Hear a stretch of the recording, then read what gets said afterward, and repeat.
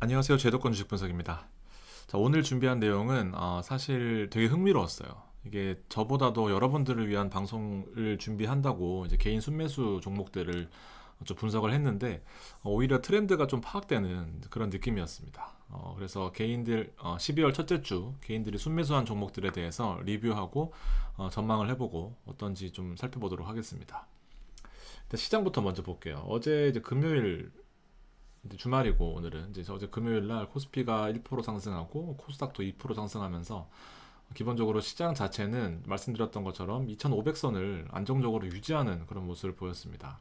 진짜 정말 좋은 거는 2500 아래로 떨어지면 떨어질수록 매수하고 올라가고 매수하고 올라가고 이렇게 하면은 일단 12월하고 1월 정도는 좋은 트렌드를 유지할 수 있지 않을까 생각합니다. 그리고 중요했던 내용은 10억 대주주가 30억, 50억으로 상향된 대주주 기준 요건이 상향된다라는 내용인데 이게 왜 중요하냐면 10억 대주주면은 결국 양도세를 피하기 위해서 연말에 매도하면서 주가가 하락하는 그런 경향들이 있었거든요. 근데 30억에다 50억이 되면 그 과표 대상이 얼마인지는 모르겠지만 어쨌든 10억하고 30억하고 50억은 차이가 크기 때문에 굳이 연말에 양도세 피하기 위한 그런 매도 이슈는 나오지 않을 수 있을 것 같다라는 생각입니다. 글로벌 이슈가 최근에 중요하죠. S&P가 연중 최고치를 기록하면서 마감했습니다. 이슈가 한 세네 가지 정도 있었는데요. 되게 중요한 내용이니까 이런 큰 트렌드는 반드시 머릿속에 있으시면 좋을 것 같습니다. 기대 인플레이션, 인플레이션이 어쨌든 미국에서 가장 큰 이슈다 보니까 예측을 했던 결과가 4.3 정도로 나올 것이다 예상을 했는데 무려 3.1까지 떨어지면서 인플레이션에 대한 우려가 대부분 해소되는 이제 그런 모습을 보였습니다. 그리고 이제 뭐 거의 국민 경제 지표가 됐죠. 비농업 부문 고용 지표가 나왔는데 이게 왜 중요하냐면은 나머지 실업률이나 뭐 실업수당 청구 건수 이런 지표들은 매주마다 발표가 되는데 이 비농업 부문 고용 지표는 한 달에 한 번 발표되기 때문에 그 파급력이 훨씬 크다라고 생각할 수 있겠습니다. 그래서 예상치는 18만, 19만 정도였는데 발표가 19만 9천으로 나오면서 고용이 엄청나게 증가했다. 경제가 좋아질 것이다. 라는 그런 이슈가 있었고요. 그래서 S&P가 올랐던 그런 부분이 있었습니다. 마찬가지로 우리가 지표를 볼 때 좀 힘들다 싶을 때는 소비 심리 지표를 많이 보거든요. 소비 지표도 많이 올랐다라는 부분입니다. 그리고 다음 주는 드디어 FOMC가 있습니다. 13일과 14일 양일간 FOMC가 있고 기준금리를 5.5%로 유지한다라는 전망이 우세하고 있습니다. 12월 CPI도 3.1%로 예상되고 13일은 PPI 생산자 물가지수, 그다음 여기는 소비자 물가지수입니다. 금리 하락에 대한 고찰을 써놨는데 고용 지표에 대한 고찰 이게 되게 웃긴 게 있어요. 이게 실업률이 줄어들고 고용이 늘고 있잖아요. 역설적으로 해석하는 겁니다. 이게 이제 일을 안 하고는 생활이 안 된다. 그래서 오히려 일자리를 찾아 나선다. 지금 우리나라 같은 경우에도 주부 취업률이 높다라고 하잖아요. 그럼 취업률이 좋아서 경제가 좋아지는 거냐라고 해석할 수도 있겠지만 이제 좀 돌려서 생각해 보면 주부들도 나와야 된다. 경기가 안 좋으니까 이렇게 생각할 수도 있는 겁니다. 그래서 고용 지표가 마냥 좋은 거냐라고 했을 때는 이제 경착륙이냐 연착륙이냐 이게 안정적으로 경기가 좋아지느냐 급격하게 좋아지는 것처럼 보이지만 결과적으로 이 이면에는 경기가 안 좋아질 수도 있지 않느냐 이런 내용들을 생각해 볼 수도 있는 겁니다. 주요 테마에는 에코프로 머티리얼즈가 코스피 200 지수 특례 편입으로 확정되면서 주가에 좀 큰 변동성이 있었던 이제 그런 모습이었습니다. 시장의 분위기가 어떠냐 뭐 이런 분위기를 그런 질문들을 많이 하시는데 최근 트렌드는 이제 가치 투자 예전과 같은 그 어르신들이 하던 이제 가치 투자 말고 트렌드 투자가 맞다. 뒤에 설명을 좀 드리도록 하겠습니다. 글로벌 시장을 간단하게 정리를 해보면요. 나스닥은 어제 밤새 내내 올랐습니다. S&P도 말씀드렸던 것처럼 연중 최고치에서 마감을 하는 그런 모습이었고 다우 역시 미국 3대 지수는 안정적으로 상승하면서 마무리를 했습니다. 그래서 주말 동안 큰 이슈가 없는 이상 월요일 시장도 우리 코스피 시장도 나쁘지 않을 거다라고 생각되고요. 골드가 좀 하락했습니다. 타성 최고치로 찍고 나서 일단 이틀 연속으로 하락하는 모습이고 하락폭이 생각보다는 컸습니다. 경기가 좀 좋아지지 않겠느냐라는 그런 부분이었고 나머지 빅스 공포지수가 하락하면서 일단 전반적인 시장 분위기 자체는 좀 안정적인 흐름을 보이고 있다라는 그런 모습으로 아실 수 있겠습니다. 자, 이제 시작해 볼게요. 개인이 지난 한 주간 순매수했던 종목, 4, 5, 6, 7, 8, 5일, 5 영업일 동안 순매수했던 종목은 이 5개였습니다. 하이닉스, 그다음에 LG전자, 에코프로비엠, NC소프트, 삼성 SDI 이렇게 있습니다. 생각보다 시가총액 매수도 크고요. 나머지 종목들은 좀 미미한 모습을 보였기 때문에 좀 유의미한 정보가 되지 않을까 생각합니다. 하이닉스부터 볼게요. 제가 하이닉스는 지난 방송에 존버해야 된다라고 추천을 드린 적이 있습니다. 기술적으로도 200일선을 안정적으로 한참 동안 유지를 하고 있고, 위에서 난 파란색의 121선도 한 번도 터치하지 않고 계속해서 안정적인 모습을 보여주고 있습니다. 이제 그도 그럴 것이, 하이닉스는 분위기 자체가 매우 좋습니다.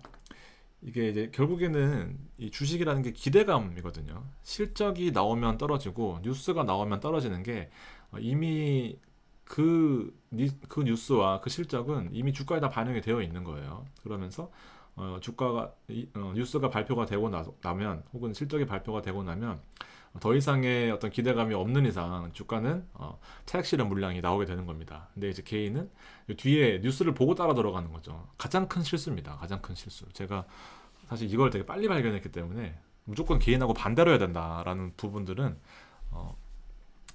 머릿속에 항상 있습니다. 그래서 근데 나머지 4종목은 좀 그렇다 치더라도 하이닉스는 지금도 괜찮다라고 판단을 하는 이유 중에 하나가 결국에는 트렌드입니다. 트렌드. 역사상 두 번째 D램 영업이익을 시현할 수 있는 그 배경에는 결국엔 AI 반도체가 있습니다.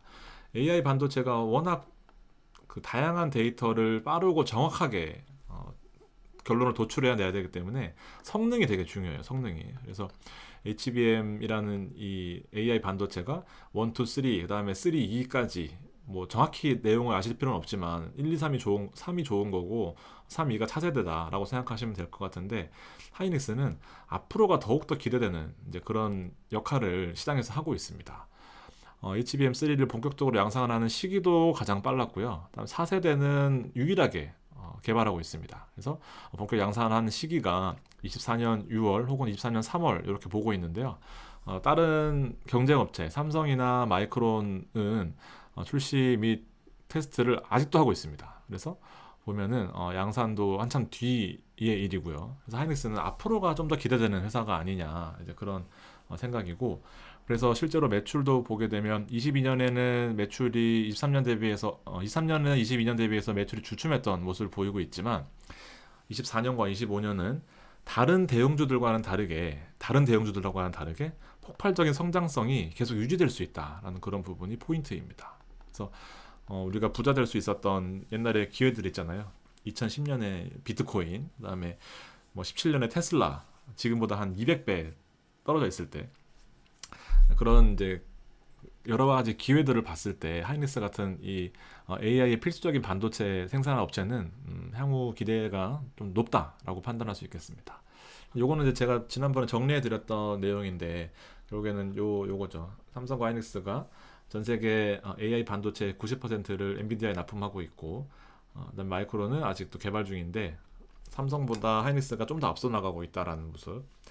그리고 엔비디아에 납품하고 있지만 엔비디아의 대항마로 인텔의 AMD도 고성능 그래픽 카드 GPU를 개발함에 있어서 저가 정책을 발표를 했습니다. 그래서 여러 가지로 시장에 이슈도 많고 향후 기대감도 많고, 뭐 하여튼 시끄러운 것들은 결국 테마가 있다라는 거고, 결국 수급이 몰릴 수밖에 없다라는 겁니다. 그리고 연평균으로 계속해서 증가할 수밖에 없는 이런 분위기들 좀 보시면 좋을 것 같습니다.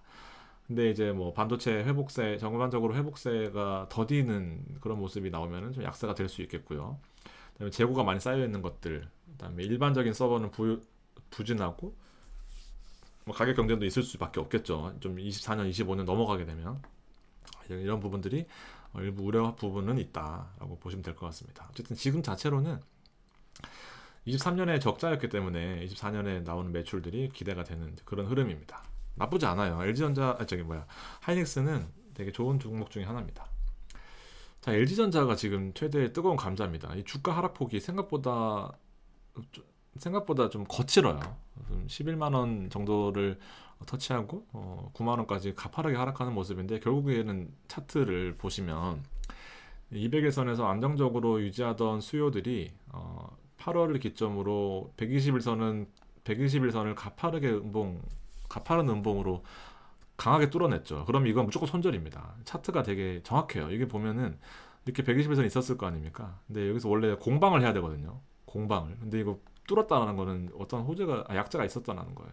그래서 121선은 강하게 떨어뜨렸고 200일선에서 지지를 하느냐 봤더니 이거 뭐 이런 거 없이 무너뜨렸죠. 그럼 손절하고 피해야 됩니다. 그러면서 바닥에서 저점에서 바닥을 다지는 모습이었고 공방을 하는 거죠. 이제 여기가 저점이다라는 인식이었습니다. 근데 최근에 또 다시 강한 음봉, 그러니까 지지부진해야 되는데 또 무너뜨린 거죠. 근데 이런 실적이 개선될 것이냐의 여부를 놓고 보면 결과적으로는 제가 체크 표시를 해놨는데 복잡해 보이지만 복잡하지 않습니다. 가장 큰 이유 중에 하나는 요거예요. 대신증권에서 리서치 자료로서 실적이 얼마나 나오느냐를 보는 건데 아까 말씀드렸던 것처럼 대형주는 성장이 더딥니다. 성장이 더뎌요. 가치주의 특징이죠. 가치주의 특징. 이미 많이 성장 궤도에 올라 있기 때문에 본격적으로 더 큰 성장을 이루기는 쉽지 않습니다. 근데 마찬가지로 LG전자가 지금 딱 그 꼴인데요. 직전에 23년에 실적을 추정했을 때 2359이었는데 당사가 새로 수정한 수정치가 낮게 나왔습니다. 여러 가지 이슈들이 있었는데 결국에는 이제 HE 분야가 홈 엔터테인먼트입니다. 그러니까 TV예요, TV. TV 성장성이 정체되어 있다라는 겁니다. 매출액을 세부적으로 살펴보면 이제 HE가 TV, 그다음에 이거 홈 얼라이언먼스. 이거 가전입니다. LG는 가전이죠. 근데 LG는 가전인 거 보면은 실적이 4분기에 3분기 대비해서 떨어지고 있는 모습입니다. 이게 제일 커요. 가전을 안 바꿉니다. 결국에는 가전을 안 바꾸는 이유가 글로벌 경기 둔화 이슈가 있었죠. 그래서 지금으로서는 좀 회복할 수 있을까라는 기대감이 있긴 한데 어쨌든 실적으로는 좋지 않았다라는 부분이고 VS 같은 경우에는 VS가 뭐더라? 부품입니다. 부품. 제가 그 약자는 까먹었는데 부품이에요. 부품. LG전자의 부품. 부품 수급도 뭐 크게 성장성은 눈에 띄지 않는다라는 부분이고 BS는 비즈니스 솔루션인데 LG전자가 BS에 좀 약간 공을 들였었는데 실질적으로 실적 자체가 22년 대비해서 나쁘게 나오면서 전반적으로 실적이 정체되어 있다라는 게 가장 큽니다. 그리고 22년 대비해서 22년까지는 올랐거든요. 근데 23년에 실적이 안 좋게 나올 것이다 하면서 22년 말부터 가파르게 하락한 거예요. 그다음에 24년도 22년 대비해서 성장성이 눈에 띄게 나타나지 않는 이제 그런 모습을 보이고 있습니다. 오히려 자회사 LG이노텍이 그 매출의 비중이 되게 큰 편이죠. 그래서 주요 증권사들은 목표 주가를 오히려 하향했습니다. 13만 원이라는 금액도 금액인데 목표 주가를 하향했다라는 건 아까도 말씀드렸다시피 주식은 기대감으로 가는 건데 목표 주가가 떨어졌다라는 것은 기대감이 사실 크지 않다라는 겁니다. 물론 TV 분야에서 파리올림픽 때 올레드 TV가 전시되면서 뭐 점유율을 높이고 있다라고 이런 호재는 있던데 미국의 높은 관세와 4분기 때 이제 뭐 여러 가지 연초 이슈로 마케팅이나 경쟁을 많이 하잖아요. 그런 비용들이 일시적으로 증가했다. 어쨌든 이 기대감과 매출이 증가하는 폭이 더디다라는 부분입니다. 그래서 주가를 봤을 때는 일단 여기까지 올라오면은 모르겠지만 한 번 더 떨어질 가능성도 있지 않겠느냐라는 판단입니다. 자, 여러분 에코프로비엠이거든요. 에코프로비엠도 지금 보면 주가가 그 월초 대비해서 다 빠져 있어요. 지금 보면 다 빠져 있습니다. 여기 월초죠. 월초 다 빠져 있고 개인들이 산 종목은 무조건 피해야겠다라는 그런 결론에 다다르게 됩니다. 이게 보면 특징적인 부분도 뒤에 정리를 해드리겠지만 이 트렌드를 잘 못 따라간다라는 그런 부분들이 있습니다. 전기차 트렌드는 이미 끝났거든요, 사실. 자, 여기서 결론이 나옵니다. 사실 2020년, 2021년에 에코프로비엠이 정말 혜성같이 등장했습니다. 전기차 어떤 그런 트렌드에 맞춰서 향후 500배 성장한다, 뭐 몇백 배 성장한다 이러면서 되게 이슈였잖아요. 전기차 배터리 관련주가 첨보부터 시작해가지고. 21년에서 22년 딱 요때까지였습니다. 거의 매출이 3배 성장하는 모습이거든요. 그 다음에 점점 성장폭이 줄어들고요. 10% 내외 정도 성장하는 거죠. 300%까지 올라갔던 이 매출 성장세가. 그래서 23년도, 24년도의 매출액을 보면은 약 20% 정도, 영업이익은 40% 성장한다라고 되어 있지만 결국에는 22년도에 보다 떨어져 있던 23년이고 기저효과죠, 기저효과. 그 다음에 올라가는 겁니다. 그래서 실질적으로 외형 자체가 성장했느냐라고 봤을 때는 작년 대비해서 크게 성장세는 약간 숫자 노름에 불과하다라는 그런 내용입니다. 즉 이제 옛날에는 무조건 전기차 배터리가 짱이었다라고 한다면 지금은 예전과 같은 이제 폭발적인 성장세는 다소 주춤하고 어떻게 보면 이제 폭발적인 성장세에서 안정기로 들어가는 이제 그런 단계입니다. 그다음에 양산형 단계, 그다음에 재고가 쌓이는 단계, 그다음에 재고떨이 단계 이렇게 이제 사이클이 구성이 되는 거죠. 그래서 양극재 평균 판매 가격이 20% 정도 줄어들었습니다. 물론 이제 안에 들어가는 리튬이나 여러 가지 원자재 가격이 떨어져 있기 때문이기도 하지만 뭐 급격하게 반등하기는 힘들다고 봤을 때 판매 가격은 떨어져 있다라는 겁니다. 마진이 줄어든다는 얘기겠죠. 그래서 에코프로의 가장 큰 장점인 에코프로가 원자재를 수급하고 에코프로 BM이나 에코프로 머티리얼즈나 뭐 이런 계열사들이 배터리 전반에 관여하고 있기 때문에 이 수직 계열화는 되게 좋은 편이에요. 포스코홀딩스랑 같이. 근데 대신에 이제 많이 과대평가되어 있다. 호가 60배고 경내사는 평균 20여배인데 떨어지면은 크게 떨어지는 이유가 바로 이 퍼에 있습니다. 제가 그 VIP 멤버십에는 포스코홀딩스를 추천하고 단타로 나왔습니다. 리튬 가격이 좀 오르게 되면 포스코홀딩스는 좀 영향을 받기 때문에 되게 맞아요. 이거 진짜 되게 맞습니다. 그래서 리튬 가격을 한 번씩 보시면은 이렇게 제가 드린 종목들에 대한 근거가 있을 수 있겠습니다. 전기차 시장은 가격 경쟁이 심화돼서 결국 테슬라가 배터리를 이제 한국 거 안 쓰고 중국 거를 쓰면서 가격 경쟁력이 더 이게 첨예하게 대립되고 심해지고 있다라는 그런 내용인데요. 어쨌든 옛날 테마를 계속 쥐고 있는 거는 이제 개인들의 특성이다라고 할 수 있겠죠. NC가 진짜 계륵입니다. 100만 원 갔던 주가가 40만 원도 모자라서 20만 원대까지 떨어졌습니다. 근데 오르는 척 하다가 지금 어저께 급락해서 23만 원까지 다시 떨어졌고요. 하락폭이 거의 10몇 프로까지 떨어졌다가 8%까지 떨어지는 모습입니다. 8%까지 올랐다가 떨어지는 모습. 하여튼 요런 종목들은 진짜 트렌드를 잘 타고나지 못했습니다. 보면 목표 주가 하락했고요. 상승 내력이 있긴 하지만 여기 보시면 제가 정리를 해드린 건데 내용도 읽어보시면 되겠지만 TL이라는 게임이 나왔습니다. 이제 리니지 같은 게임을 이제 표방하면서 나왔는데 망했어요. 예전에 리니지가 잘 나갈 때는 일 매출이 50억이었습니다. 일 매출이. 여러분 일 매출 한 500만 원 50만 원만 돼도 사실 일반 아닌가요? 50만 원 좀 그렇네요. 500만 원 정도 되면 대박 기업이죠. 근데 일 매출 50억이었습니다. 50억. 근데 이제 새로 나온 TL이라는 게임은 지금은 망했고요. 이제 내년에 일평균 매출이 9억 정도 수준이라고 합니다. 그래서 기대감을 많이 모았지만 얼마나 홍보하고 또 그랬는데요. 기대감을 모았지만 결과적으로는 까보니까 별로 좋지 않다. 그리고 거기다가 이제 리니지 역성장. 리니지가 뭐 이제 20년, 30년 가까이 이제 했나요? 25년 정도. 저도 고등학교 때부터 했었으니까. 그래서 리니지 역성장이 물론 이제 아성을 무너뜨리기는 쉽지 않습니다. 리니지에 대한 그 뭐 향수도 있고 옛날 린저씨들 지금도 하고 있는데 일부 매출을 꾸준하게 나오긴 하지만 점점 줄어들고 있다라는 약점이 있어서 향후에 기대작이 7종이 있습니다. 24년도에. 그래서 지금 보면은 이런 부분들을 만회하려고 여러 가지 노력을 하는데 기대감이 크지 않는 것 같습니다.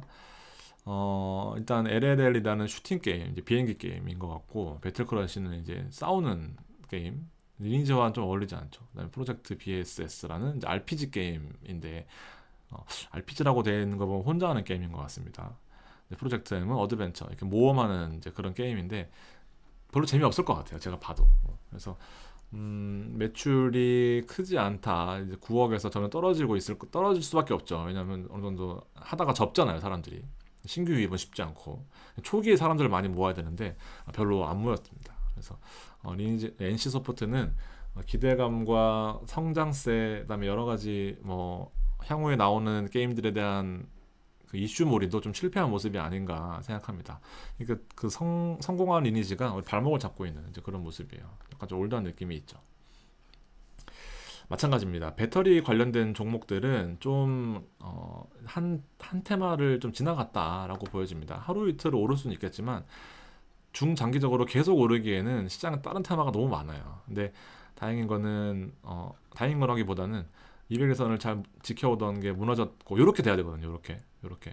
근데 공방을 했던 거는 결국에는 다시 안 무너지고 공방을 했다라는 거는 지지선이다 올라갔는데 이렇게 공방을 하죠. 200에서는 되게 중요해요. 여러분 차트 다 필요 없고요. 이 일목균형표, 선행지표, 그러니까 요 수준에서 놀 수 있겠다라는 선행지표거든요. 주가가 현재 여기 있지만 대부분의 차트들은 후행지표잖아요. 이동평균선도 마찬가지고. 근데 이 일목균형표는 26주를 선행하기 때문에 여기 보시면은 향후 26주의 주가는 요 수준에 있겠다라고 볼 수 있는 겁니다. 그래서 요거랑 이 파란색의 121선, 초록색의 200일선 이렇게 등록해 놓으면은 주가의 주요 변곡점을 어딘지 알 수 있습니다. 그래서 무너졌죠, 강하게. 이건 뭐 제가 일부러 그린 것도 아니에요. 200일선을 강하게 이렇게 싸우다가 무너졌더니 무너지는 모습이었고, 뭐 언제 올라갈지 언제 떨어질지 모르지만 다행히 우리한테는 지지선이라는 게 있죠. 그래서 이 수준에는 반등할 수 있겠다. 혹은 이제 또 떨어질 수 있겠냐는 이제 안에 내용을 좀 봐야 되겠죠. 대형주들의 공통적인 특징이 이제 안정적이긴 하지만 성장세가 뒤처져서 테슬라나 애플이나 뭐 구글 같은 대박주가 나오기 힘들다는 겁니다. 그래서 제가 연령대에 따라서 좀 다르게 컨설팅은 하긴 하지만 좀 젊고 좀 이렇게 기회가 많다 하시는 분들은 이런 대형주는 지금 시대에는 어울리지 않는다라고 생각합니다. 어쨌든 목표 주가는 지금 66만 원, 66만 원 정도라면 요 수준인데 21년에 봤던 22년의 실적이 좋았잖아요. 그랬더니 22년의 주가는 올랐고 그다음에 고점을 찍고 빠지는 모습은 결국 성장세가 더뎠다라는 그런 부분입니다. 차트는 말씀드렸다시피 바닥에서 저가 매수 메리트 지지선을 볼 수 있는 것 같고요. 그다음에 상대적으로 LG화학 대비해서 늦은 시장에 참여했기 때문에 일단 점유율이 낮습니다. 그리고 점유율이 낮은 거를 프리미엄 배터리 시장으로 하려고 했는데 아까 말씀드렸다시피 중국산 배터리가 또 이슈가 되고 있어요. 그래서 북미에서 판매가 잘 되고 있는 리비안 자동차 완성차 업체 R 시리즈가 있는데 판매는 잘 되고 있다. 그리고 생산 능력을 좀 늘릴 것이다 라는 그런 호재가 있긴 합니다. 그래서 호재냐 악재냐 봤을 때는 일단은 차트상으로 바닥권이다 라는 인식이 좀 더 강한 것 같습니다. 그래서 베팅 해보실 만한 차트 좋아하시는 분들은 이런 차트에서는 베팅 해볼 만한 거죠. 내용은 나쁘지 않잖아요. 크게 뭐 어떤 악재가 있는 건 아닌 것 같습니다. 여기까지 5개를 좀 정리를 해봤어요. 요거는 이제 외국인이 순매수한 내용이거든요. 삼전은 이제 기본적으로 가지고 가고 있고, 보면은 이제 코덱스 ETF도 적극적으로 매수하는 모습을 보이고 있고, 아까 개인들하고는 다르게 결국 두산 로보틱스라는 이제 새로운 주가 올라와 있습니다. 셀트리온 헬스케어 마찬가지 지금 좀 올라와 있고, 새로운 테마를 좀 찾아야 된다라는 부분입니다. 제가 말씀드렸다시피 지금은 삼성전자 사서 뭐 20, 30%씩 혹은 뭐 2배씩 이렇게 못 올라요. 절대 못 올라요. 절대. 뭐 대형주 또 뭐 있죠? 기아도 마찬가지고. 물론 제가 좋아하긴 하지만 마찬가지입니다. 그러니까 구글 제2의 애플이나 제2의 테슬라가 나오려면은 이제 새로운 산업에 대한 또 그런 좀 해안이 있어야 됩니다. 향후 5년 묻어둘 종목들. 물론 단타 친다고 한다면 이런 내용들 전혀 필요가 없고 차트만 보시면 되겠죠. 근데 그런 종목을 찾는 게 결국에는 목표다 보니까 내가 사고 또 이제 정리를 해보면 내가 사고 싶은 종목들 아까 1, 2, 3, 4, 5위 다 빠졌잖아요. 내가 사고 싶은 거는 이게 나를 꼬시는 거구나 라고 생각하시면 됩니다. 그리고 나는 개인의 마인드구나 생각하시면 돼요. 내가 사고 싶은 거는 팔아야 됩니다. 하이닉스는 이제 외국인 물량이 나오긴 했지만 그동안에 많이 올랐던 거에 차익 실현 물량이 이 주에 나왔다라고 해석을 하고 있습니다. 저는. 그래도 대형주는 좋다. 대형주는 그래도 크게 물리진 않아요. 뭐 어떤 몇몇 종목들 빼고요. 확실히 기술적이다. 차트상의 어떤 변곡점에서 외국인들이 매수하는 경향들이 많이 있습니다. 차세대 먹거리에 주목하는 거는 우리의 숙제고요. 트렌드를 좀 주도하는 모습, 이런 거 트렌드를 주도하는 모습. 거시적인 흐름. 거시적인 흐름은 결국에 이제 미국이나 뭐 중국이나 일본의 이제 그 글로벌 환경들이죠. 미국이 내년에 금리 인하를 할 확률이 6월부터는 3월부터는 50대 50이고요. 6월부터는 거의 80% 가까운 확률로 금리 인하를 시작할 것이다라고 자료들이 있습니다. 아무리 그래도 포트에 반도체는 당연히 있어야 된다라는 부분입니다. 반도체는 향후에 어쩔 수 없습니다. 좁은 땅덩어리, 한정된 땅덩어리에서 부가가치를 창출할 수 있는 거는 반도체밖에 없어요. 조그만 칩으로 다 해결해내야 돼요. 이거 좀 정리를 해보시고요. 두산 로보틱스는 이제 제가 지난 방송 올렸는데 제가 너무 잘못 올린 것 같아가지고 다시 올릴 건데 내일 오전에 어, IPO 4,200억으로 이제 이런 사업들을 한다라는 부분, 새로운 차세대 먹거리가 될 수밖에 없을 것 같아요. 로봇팔 이용해서 개인들의 노동 시간을 줄여주는 것들, 그리고 그 노동 시간을 줄여주는 데 있어서 정해진 플랫폼이 아니라 앱을 통해서, 다트수트라는 앱을 통해서 이제 커스터마이징 할 수 있는 기술까지 많이 노력을 한 것 같습니다. 자, 개인들이 사랑하는 종목들 잘 됐으면 좋겠지만 내용이 썩 좋지는 않습니다. 그거 보시면은 떻게 투자해야 된다라는 거 생각을 좀 하셨으면 좋을 것 같고요. 어, 앞으로도 좋은 자료 많이 가지고 여러분들하고 새로운 투자 아이디어에 대해서 고민해 보도록 그렇게 하겠습니다. 긴 시간 들어주셔서 감사합니다.